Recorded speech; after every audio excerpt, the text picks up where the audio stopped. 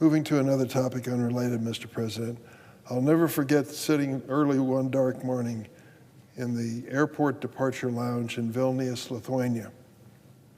The date was February 24th, 2022. Senator Chris Coons of Delaware and I had just finished visiting Lithuania that had emerged from decades of Soviet dominance to become a thriving free market democracy in the European Union and NATO.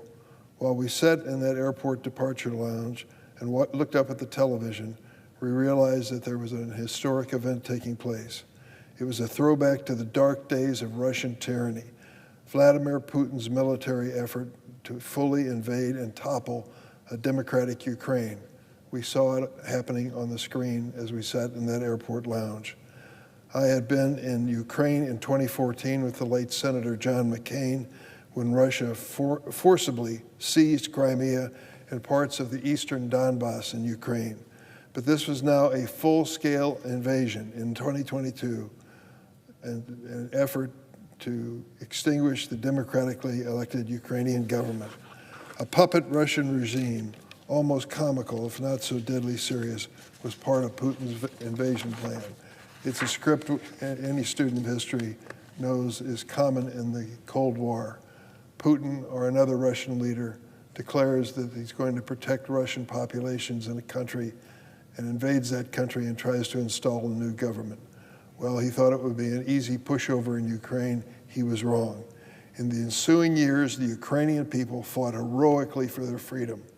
They preserved their democratic government and independence from Putin's fixation with restoring the Soviet empire.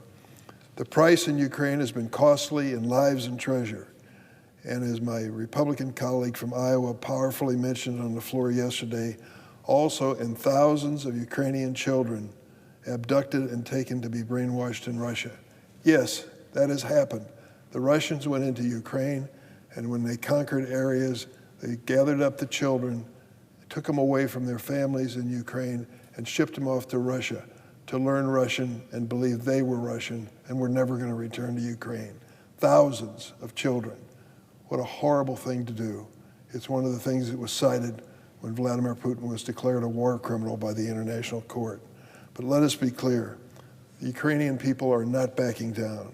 They have prevailed amid these horrors against one of the strongest militaries on earth. In doing so, Ukraine has severely weakened a formidable threat to Western security of Russian aggression, including NATO allies such as Poland and Baltics that remain in Russia's crosshairs. Support for Ukraine and stopping Russian aggression has been broadly bipartisan and shared with our European allies. But today, under President Trump, it is difficult to know where America stands in terms of Russia. President Trump said he could end the war in Ukraine within the first 24 hours of taking office. Now, he makes a lot of claims. That one was outlandish. All of us know that Putin is not that easy, but yet he said it. President Trump gave repeated deadlines to Putin in February, in May, in July, and another one apparently at the end of this week. He personally called Putin multiple times this year and recently lavishly hosted him with a red carpet greeting in Alaska. President Trump has spent important American and presidential capital in these pursuits and has very little, if anything, to show for it. Now, I don't criticize this president for trying to engage with Putin. I've met with my share of autocratic regimes in pursuit of greater goals. That's what diplomacy is all about. But let's be clear. After each engagement or threatened deadline from President Trump to reach a ceasefire or end the war, including most recently after risking American prestige in Alaska, Russia's attacks on Ukraine brazenly increased, not decreased. That's right.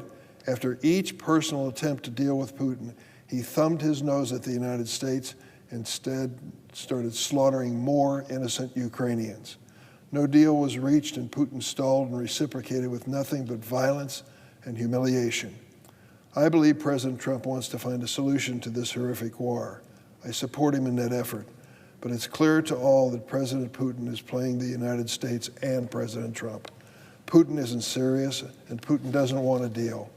In fact, just this week, we saw him standing next to Mr. Xi of China, urging a new world order at a state-managed summit with some of the world's most repressive anti-U.S. regimes, including Iran, North Korea, and Belarus. And may I add, India was part of that meeting as well.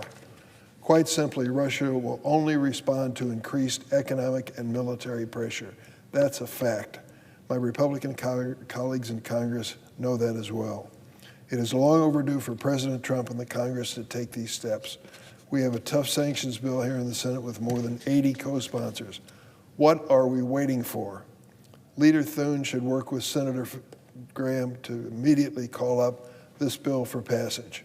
The security guarantees and weapons for Ukraine that our European allies and President Trump seem to have reached agreement on also demonstrate progress. Let's see them to conclusion. Seized Russian assets can also be used to help Ukraine militarily and economically. And we must continue to give Ukraine the military capabilities to defend itself and force Russia to the table. Students of history remember the catastrophic miscalculation of former British Prime Minister Neville Chamberlain. He naively and tragically thought he made a deal with Hitler, Adolf Hitler, to secure peace in our time. There is still a chance for President Trump to avoid this fate of history and bring an honorable end to this war, but it will only be through clear-eyed realism when it comes to Vladimir Putin. I yield the floor. Suggest the absence of a quorum.